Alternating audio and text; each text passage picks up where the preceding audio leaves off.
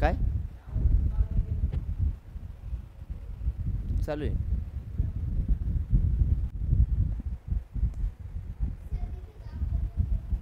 नाही आहे. Weight a minute.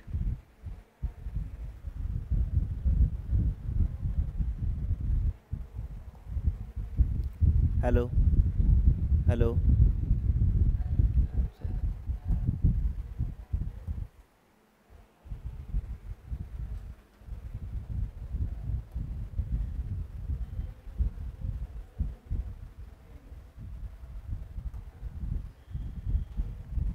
Okay, so in today's lecture we are discussing about the last separation method for the mixture. At the previous lecture we are discussing about the different kinds of a method which is useful for the separation of the mixture or the solutions, in which कोणकोणते पाहिले होते रे काही methods? Evaporation, बरं magnetic separation पण पाहिलं होतं, filtration पाहिलं होतं, क्रिस्टलायझेशन पाहिलं होतं, डिस्टिलेशन होतं, क्रोमॅटोग्राफी एक पाहिलं होतं, बरोबर आहे का? ओके, सो बऱ्याचशाच टेक्निक आपण एक्सप्लेन केल्या होत्या. In this lecture we have to see the last topic or last technique for the separation method. It was fractional distillation.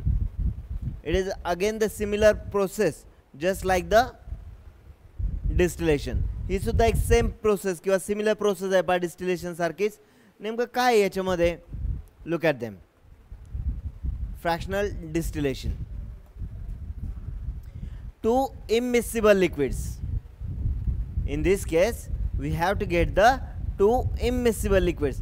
Immiscible कळत आहे ना, जे लिक्विड एकमेकांमध्ये मिक्स होणार नाहीत. मग त्याच्यामध्ये समजा ऑइल कन्सिडर केलं आणि एक वॉटर कन्सिडर केलं. ऑइल अँड वॉटर मिक्सिबल आहेत की इमिसिबल आहेत? इमिसिबल आहे. पाण्यामध्ये तेल कधी मिसळत नाही, मिक्स होऊ शकत नाहीये. असे आपण काय केले, दोन इमिसिबल लिक्विड्स घेतलेत हॅव्हिंग क्लोज बॉइलिंग पॉईंट. पण कसे? Close boiling point. दोघांचा बॉइलिंग पॉईंट कसा असला पाहिजे? जवळपास same same, close. Can be separating using a fractional distillation. ज्यांचा बॉइलिंग पॉईंट जवळपास सेम सेम आहे यांना जर सेपरेट आउट करायचं असेल तर अशा लिक्विडच्या बाबतीत आपल्याला फ्रॅक्शनल डिस्टिलेशन ही मेथड यूज करायची आहे. आणि ज्यांच्या बॉइलिंग पॉईंटमध्ये खूप जास्त डिफरन्स आहे अशांसाठी आपण काय करतो? डिस्टिलेशन वापरतो. What is the difference between the distillation and fractional distillation? So at the previous lecture we are discussing about the distillation process which is applied or which is applicable for the substances or the immiscible solutions which is having difference in their boiling point, large difference in their boiling point.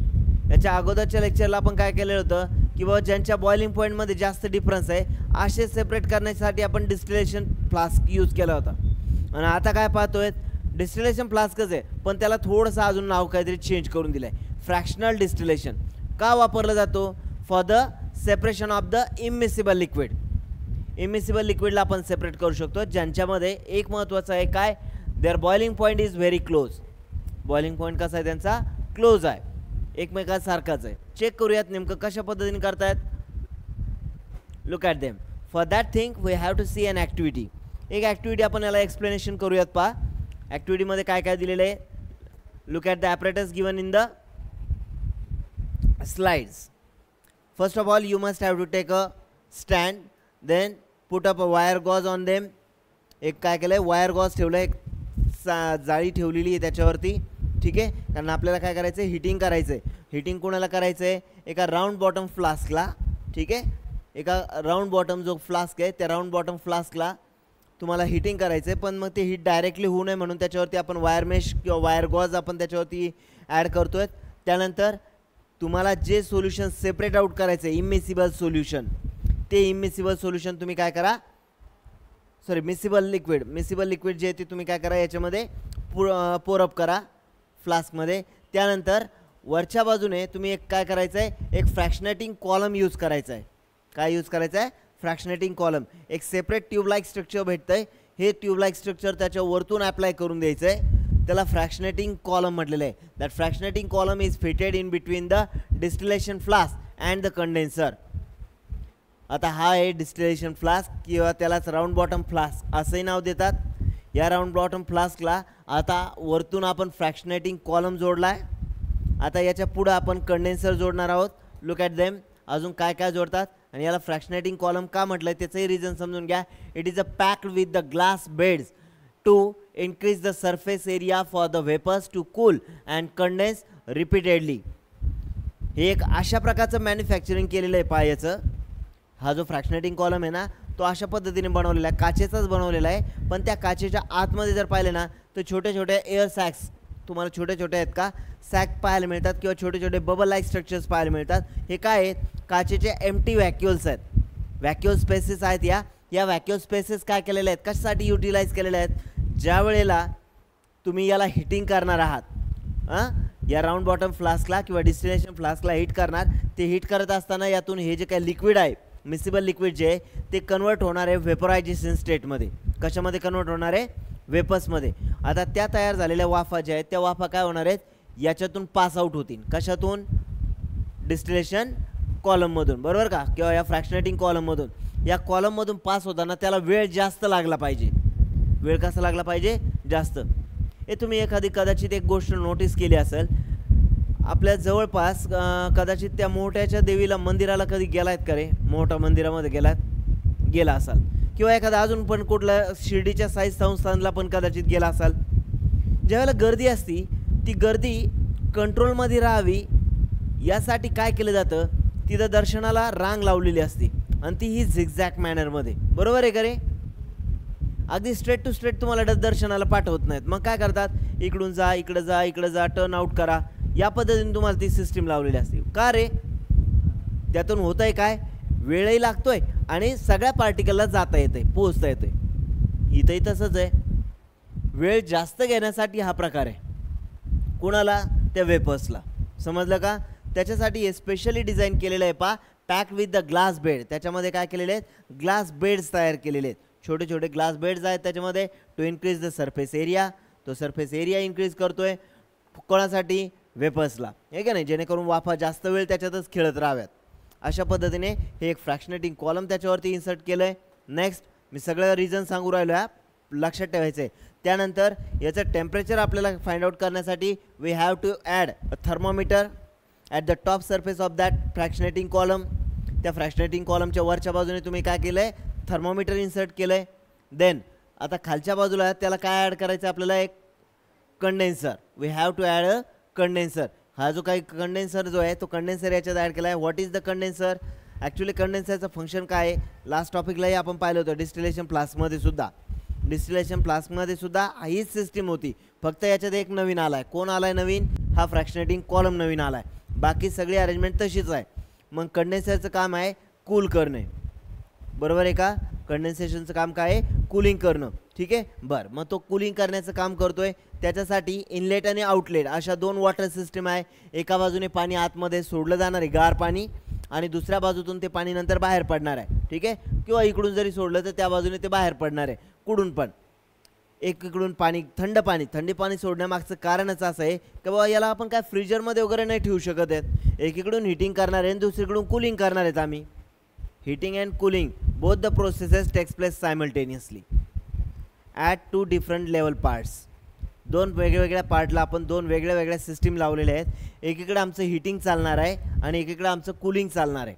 पहा बरं का कसं working करतं आहे, कसं work out करतं आहे. You will have to observe it, look at them.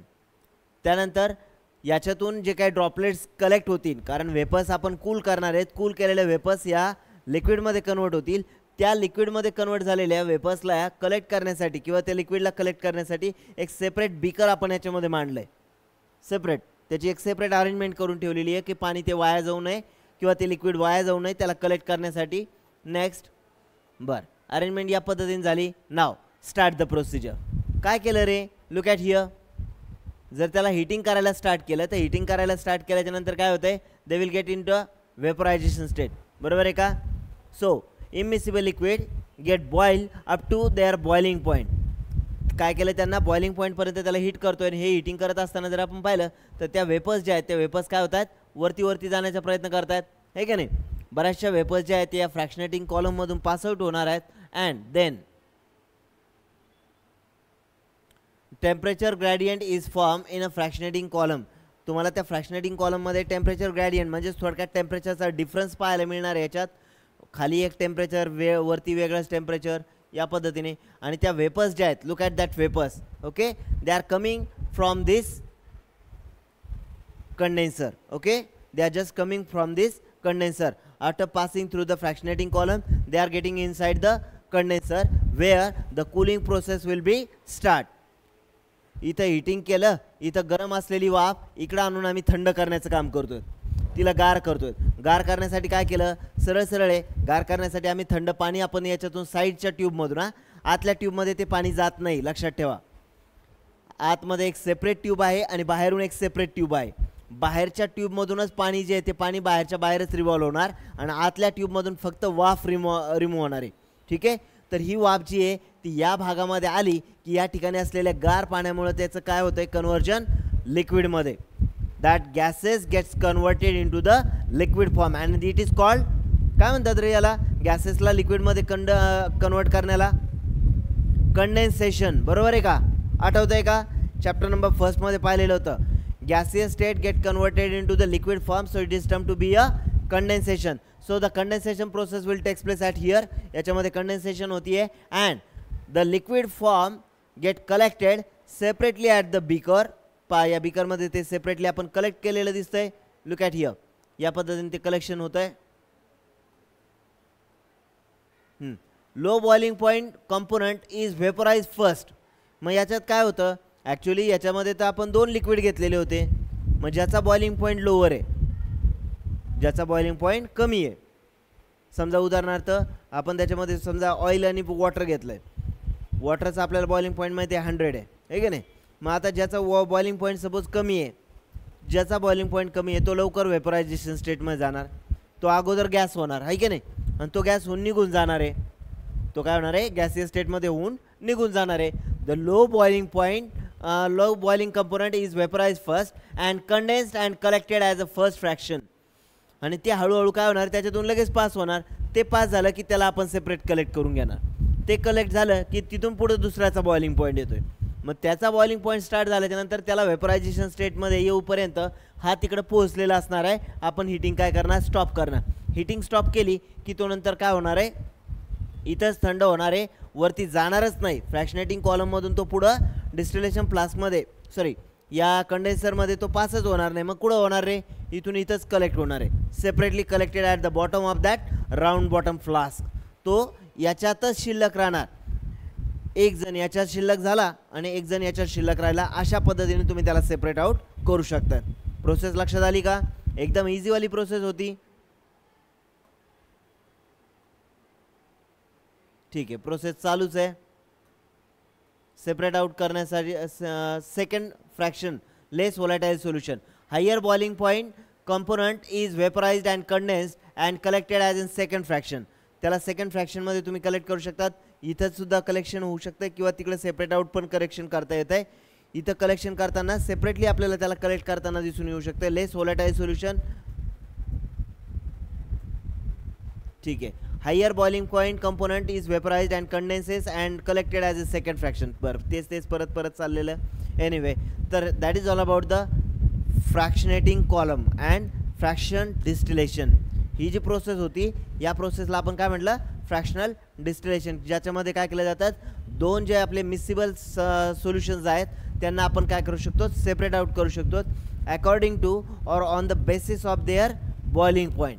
त्यांच्या दोघांच्या 2 वेगळ्या बॉइलिंग पॉईंटवरती आधारित आपण त्यांना काय करू शकतो, सेपरेट करू शकतो. ठीक आहे, डायग्राम ड्रॉ करता आली पाहिजे किंवा डायग्राम जर दिलेली असली तर तुम्हाला लेबल करता आली पाहिजे. कळलं का, लक्षात येते. सिम्पलवाली टेक्निक आहे पहा, एकदम इझी आहे. बरं, separation of gases of the air. बरं, आपल्याला माहिती आहे अगदी स्टार्टिंगलाच पाहिलेलं होतं, air is a mixture. Air is a mixture. ते होमोजिनियस आहे का हेट्रोजिनियस आहे, हेट्रोजिनस. ठीक आहे, हां, कारण त्याच्यामध्ये जर आपण पाहिलं डिफरंट कंपोनंट्स आपल्याला पाहायला मिळतात. वेगवेगळे गॅसेस आहेत त्याच्यामध्ये, like an oxygen, nitrogen, carbon dioxide, carbon monoxide, sulphur dioxide. Okay, even the dust particles is also there. So we have to separate it out. कधी आपल्याला ऑक्सिजन जर गरज असेल जसं की हॉस्पिटलमध्ये वगैरे जर आपण पाहिलं तर ऑक्सिजनची आपल्याला गरज पडते. ऑक्सिजन सिलेंडर्स आपल्याला तयार करायचे आहेत. मग आता त्यासाठी ऑक्सिजनसारखा एअरमधून आपल्याला बाजूला करायचं आहे कंपोनंट. कसं सेपरेट आउट करणार रे? Separation of gases of the air. Air is a homogeneous mixture. Air is a homogeneous mixture. का? त्यातले घटक पार्टिकल जे आहेत सेपरेट दिसत नाहीत आपल्याला, म्हणून ते एकसारखे दिसून येतात. म्हणून कंपोनंट्स ऑफ एअर काय काय आहे त्या एअरमध्ये कंपोनंट्समध्ये? Look at them. ऑक्सिजन आहे 20.99%, सो नियर अबाउट तो 21% आहे. आर्गॉन 0.93% आहे. नायट्रोजन 78% आहे.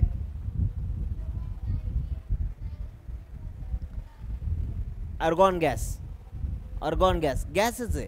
हा काय इनर्ट गॅस म्हणून ओळखला जातो, जो की कोणाबरोबरही सहजासहजी रिॲक्ट होत नाही. कोणत्याच गॅसेस बरोबर ती रिॲक्ट न होणारा अशा प्रकारचा हा रेअर गॅस आहे आर्गॉन. ठीक आहे, नाव आहे गॅसेसचं. नायट्रोजन या व्यतिरिक्त अजून काही अदर गॅसेस पण आहेत त्याच्यामध्ये, बट ते कसे आहेत 0.05%मध्ये. ठीक आहे, अगदी कमी आहेत. बरं, एनिवे, तर अशा प्रकारे हे काही कंपोनंट्स आहेत एअरचे. देन एअरला जर आपल्याला एअर पार्टिकल्स थ्रू त्याच्यातून जर आपल्याला गॅसेस सेपरेट आउट करायचे असले तर काय काय करू शकतो? कॉम्प्रेस करणार. त्याला एअरला काय करणार? कॉम्प्रेस. आणि कॉम्प्रेस केल्याच्यानंतर त्याला लगेच कूलिंग केलं जातं. Compress and cool. कारण एअरवरती काय करू शकतो आपण? फोर्स किंवा प्रेशर अप्लाय करू शकतो. हवेवरती प्रेशर अप्लाय करता येतो आणि हवेवरती प्रेशर लावल्याच्यानंतर जर आपण पाहिलं तर हवेला आपल्याला कॉम्प्रेस करून ठेवता येतं. म्हणूनच आपल्या घरगुती जो गॅस आपण वापरतो किंवा गाड्यांमध्ये जो गॅस वापरतात CNG, what do you mean by CNG? Compressed natural gas. बरोबर आहे का? म्हणजे थोडक्यात त्या गॅसला आपण काय केलेलं आहे? कॉम्प्रेस केलेलं आहे. काय केलं आहे? कॉम्प्रेस करून आपण त्याला युटिलाइज करतो किंवा यूज करतोय. सो मोस्टली आपल्याला गॅसेस जे आहेत त्या गॅसेसवरती आपण प्रेशर अप्लाय करून काय करू शकतो? त्याला कॉम्प्रेस करू शकतो, त्यानंतर त्याला कूल करू शकतो अँड देन लिक्विफाईड करू शकतो. एअरलाच आपण काय करू शकतो? लिक्विडमध्ये कन्वर्ट करू शकतो. लिक्विड एअरमध्ये कन्वर्जन होतं आहे. Then warm slowly. नंतर परत एकदा त्याला थंड केल्याच्यानंतर थोडंसं हळूहळू त्याला गरम करायला लागायचं. Warm slowly. त्या हवेला, कूल केलेल्या हवेला परत हळूहळू काय करायचं? गरम करायचं. आता गरम करताना काय होतं आहे त्याच्यामध्ये? Components of air separate out. हे जे एअरचे कंपोनंट्स आहेत प्रत्येकाचे काहीतरी टेम्परेचर आहे कार्बन डायऑक्साईडचं आहे. त्या कार्बन डायऑक्साईडला किती टेम्परेचरची गरज आहे? -57 degree Celsius. Oxygen -183 degree Celsius. Argon -186 आणि नायट्रोजन -196 डिग्री सेल्सिअस. बरं, आणि काही ऑदर आहे हे मायनसमध्ये येतात, प्लसमध्ये नाही. याचा अर्थ यांना टेम्परेचर खूप कमी लागतं आहे, कारण गॅसेस आहे बिचारे. सगळ्यांचं टेम्परेचर सेम आहे का रे? सेम आहे का? पहा ना, एअरमध्ये आल्याच्यानंतर कोणी लवकर ओळखू येत नाही आपल्याला. हवेमध्ये असताना आता सध्या आपल्यासमोर असलेल्या एअरमधून आपल्याला ऑक्सिजन डिटरमाइन करता येतो आहे का? नायट्रोजन डिटरमाइन करता येतो आहे का? कार्बन डायऑक्साईड काढू शकतो बाजूला? नाही. सगळे तर एकत्रितच आहेत, पण यांना सेपरेट करण्याची एक अलगच टेक्निक आहे. काय केलं त्याला मस्तपैकी आम्ही कॉम्प्रेस केलं, मस्त कूल केलं. कूल करून त्यांची डेन्सिटी जी आहे ती चेंज आउट केली. नंतर काय केलं? हळूहळू त्याला हिटिंग स्टार्ट केलं. हिटिंग स्टार्ट केल्याच्यानंतर आहेत का हळूहळू जो तो ज्याच्या मिळालेल्या हीटनुसार लगे बाजूला पळायला लागला. कार्बन डायऑक्साईडला किती हीट मिळाली? एवढी जर हीट मिळाली तो लगेच काय होतोय? बाजूला निघतोय. याला एवढी हीट मिळाली की तो लगेच बाजूला निघतोय. या पद्धतीने काय करू शकतो आपण? या गॅसेसला रिमूव्ह करू शकतोय. ठीक आहे, रिलीज करून घेऊ शकतो, सेपरेट आउट करू शकतो according to their melting and boiling point किंवा वेपरायझेशन स्टेट. ठीक आहे, त्यांच्या वेपरायझेशन स्टेटनुसार सुद्धा आपण त्यांना बाजूला करू शकतो. त्यानंतर फ्रॅक्शनल डिस्टिलेशन ऑफ एअर. हवेला सुद्धा फ्रॅक्शनल डिस्टिलेशन वापरलं जातं. Fractional distillation of air. हे थोडंसं कॉम्प्लिकेटेड आहे. हे जे स्ट्रक्चर आहे हे थोडंसं कॉम्प्लिकेटेड आहे. थोडंसं समजून घेण्याचा प्रयत्न करूयात. नेमकं डायग्राममध्ये काय दिलेलं आहे?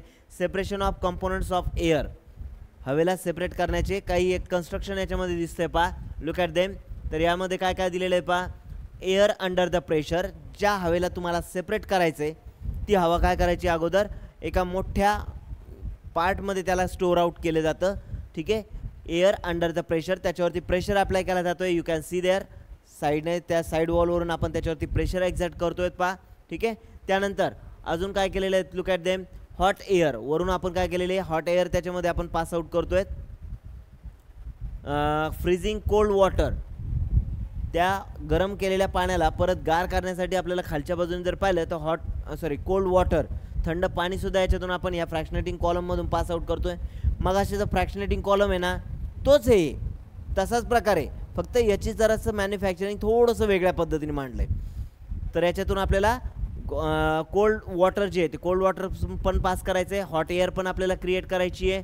देन पुढं अजून काय दिलेलं होतं, एक्सपान्शन जेट. हां, इथं लिक्विड ऑक्सिजन आपल्याला सेपरेट करायला दिसतोय, नायट्रोजन गॅसेस किंवा आर्गॉन गॅसेस हे बाजूला होताना दिसत आहेत. हे सगळे सेपरेट चेंबर का केलेले आहेत, ज्याच्या त्याच्या बॉइलिंग पॉईंटनुसार किंवा इव्हॅपरेशन स्टेटनुसार प्रत्येक पार्टिकल किंवा प्रत्येक कंटेंट जो आहे, एअर कंपोनंट जो आहे, तो प्रत्येक जण याच्यातून काय होऊ शकतो, सेपरेट आउट होऊ शकतो. जसं की याच्यातून कार्बन डायऑक्साईड आपण याच्यातून बाहेर काढतोय, त्याला कन्वर्ट करतोय ड्राय आईसमध्ये. त्यानंतर राहिलेलं काही लिक्विड असेल तर त्याला एक्सपान्शन जेट, याला परत पुढं पाठवलेलं जातं लिक्विफाईड एअरला. त्याच्यातून काय केलं जातं, इथं परत फ्रॅक्शनेटिंग कॉलम अप्लाय केला जातो थंड करण्यासाठी.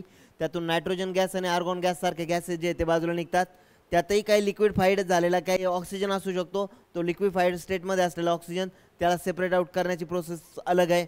सगळे एकमेकाला बॉन्डेड आहेत पा, सगळे एकमेकाला जोडलेले आहेत. अशा पद्धतीने हे जे काही गॅसेस आहेत ते गॅसेस सेपरेट आउट करता येऊ शकतात. ॲक्च्युली पूर्ण याच्यावरती तुम्हाला काही ब्रॉड क्वेश्चन विचारला जातो असं काही नाही आहे, फक्त माहिती असावी की बाबा गॅसेसला सेपरेट करण्यासाठी सुद्धा फ्रॅक्शनेटिंग कॉलम यूज केला जातो.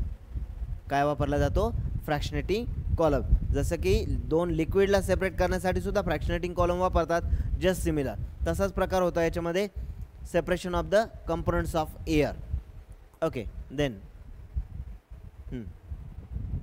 Look at the process. सगळी प्रोसेस आता तुम्ही याच्यामधून कदाचित पाहायला स्टार्ट करता. नेमकं काय काय आहे, air is filtered, air is filtered to remove the dust. अगोदर एअरला काय करतात, फिल्टर करून घेतलं जातं आहे, कारण एअरमध्ये जर पाहिलं तर डस्ट पार्टिकल्स पण आहेत. यू कॅन सी देअर, इथं एअर पार्टिकल्सला फिल्टर करताना दिसत आहेत. Then water vapours and carbon dioxide are removed. त्यातून वॉटर वेपर आणि कार्बन डायऑक्साईड काय करतात सॉरी त्याला रिमूव्ह करून घेतलं जातं आहे. त्यानंतर next, because they are solidified and choke the filtration pipes. बरं, का बरं त्यांना बाजूला करायचं आहे, कारण ते बऱ्याचदा काय करतात, they solidify and choke the filter pipe. Carbon डायऑक्साईडला बाहेर काढून घ्यावं लागतं. का रे, कारण माहिती आहे तुम्हाला ड्राय आईस कोणापासून बनवतात, आहे की नाही. कारण कार्बन डायऑक्साईड या गॅसला जर थोडं जर थंड केलं ना ते एक जरा अमेझिंग आहे, वेगळंच आहे. कार्बन डायऑक्साईड गॅसला जर तुम्ही थंड केलं ना त्याचं डायरेक्ट सॉलिड आईस तयार होतो, बर्फ. अरे तो बर्फ जर मध्येच कुठं तयार झाला तर ही पाईपलाईन चॉकअप व्हायला बसली, बरोबर आहे का. ती तशी होऊ नये म्हणून अगोदर काय करतात, सोयीने कार्बन डायऑक्साईडला अगोदर रिलीज करून घेतात. कार्बन डायऑक्साईड त्यातून रिमूव्ह करून घेतला जातो आणि वॉटर वेपर त्यातल्या रिमूव्ह करून घेतल्या जातात. का, कारण वॉटर वेपरसुद्धा कूल जर झाल्या तर त्या कूल झाल्यामुळे त्याच्यातसुद्धा आईस तयार होईल, हे डेंजरस आहे. त्याच्यामुळे सगळ्यात पहिले या दोघांना रिमूव्ह करून घ्या, वॉटर वेपरला आणि कार्बन डायऑक्साईडला. Next, second, air is compress. दुसऱ्या स्टेपमध्ये काय केलं, एअरला कॉम्प्रेस केलं आहे. हवा जी ती हवा काय केली, इथं वरच्या बाजूने इथं फिल्टर केलं, पहिलं फिल्टर केलं, नंतर वरती काय केलं, त्याला कॉम्प्रेस केलं by applying high pressure and then cool. मस्तपैकी त्याच्यावरती प्रेशर अप्लाय केला, हवेवरती खूप सारा प्रेशर लावला आणि प्रेशर लावला की ती हवा काय होती आहे, मस्तपैकी सुपर कूल होती आहे आणि ती कन्वर्ट होती आहे लिक्विफाईड. ओके, तिचं लिक्विडमध्ये कन्वर्जन होतं आहे पा. देन आता ओव्हरऑल प्रोसेस याच्यातून लक्षात येते काय काय चाललंय. The liquid air is fed. आता लिक्विड एअर जो आहे तो लिक्विड एअर काय होतं, it is fed into a tall fractionating distillation column from near its bottom and warm up slowly. तो जो काही लिक्विफाईड एअर जो आहे ती लिक्विफाईड एअर काय होती, सगळ्या चेंबरमधून फिरायला लागती आणि नंतर बॉटम लाईनला खालच्या बाजूने जर आपण पाहिलं तर ती काय होती, सेपरेट करून गोळा करून घेतली जाते bottom and warm up slowly. आणि हळूहळू त्याला नंतर काय केलं जातं, हिटिंग पण केलं जातं, गरम करण्याची प्रोसेसही याच्यामध्ये केली जाते. Then liquid nitrogen present in the liquid air आता याच्यामध्ये नायट्रोजन गॅससुद्धा लिक्विड फॉर्ममध्ये तयार झालेला आहे. Has the lowest boiling point. या नायट्रोजनचा बॉइलिंग पॉईंट किती आहे रे? -196 डिग्री सेल्सिअस. एवढा कमी असलेला हा बॉइलिंग पॉईंट असलेला नायट्रोजन जो आहे. सो ऑन वॉर्मिंग, त्याला परत हिटिंग करायचे. हे काय चाललं आहे बाबा? आधी हिटिंग करतायत, नंतर कूलिंग करतायत. सायमल्टेनियसली आपल्याला दोन्ही प्रोसेस अप्लाय करावं लागतात. का? प्रत्येकाचं नेचर वेगळं आहे. कारण गॅस एअर जर पाहिलं तर हवेमध्ये काय एकच पार्टिकल आहे का? नाही. किंवा हवेमध्ये एकच प्रकारचा गॅस आहे का? नाही. वेगवेगळं आहे. It is a mixture. त्यामुळे त्याला सेपरेट करायचं म्हटल्याच्यानंतर अशा कॉम्प्लिकेटेड मेथडच आपल्याला त्याला वापरावे लागतील. So on warming, liquid nitrogen gas is collected from the top part of the fractionating distillation. Fractionation डिस्टिलेशनमधून त्याच्या टॉप पार्टमधून आपण नायट्रोजन जो आहे तो नायट्रोजन काय करणार? रिमूव्ह करणार. मी आत्ताच सांगितलं होतं की बाबा प्रत्येक पार्टमधून, वेगवेगळ्या पार्टमधून प्रत्येकाला काय करू आपण? वेगळं वेगळं करू राहिलो. तसंच आपण ऑक्सिजनला एका बाजूला रिमूव्ह करतोय. ऑक्सिजन तिकडे लिक्विफाईड करून त्याला बाजूला केलं. त्याचं टेम्परेचर होतं -183 डिग्री सेल्सिअस. ठीक आहे. नेक्स्ट.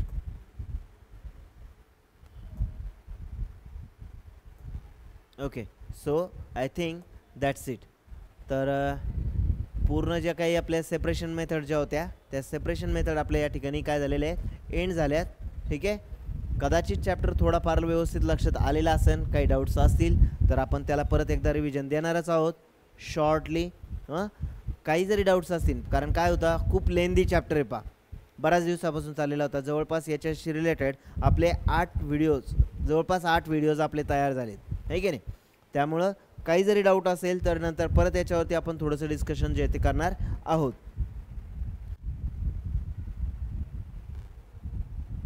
ठीक आहे. I think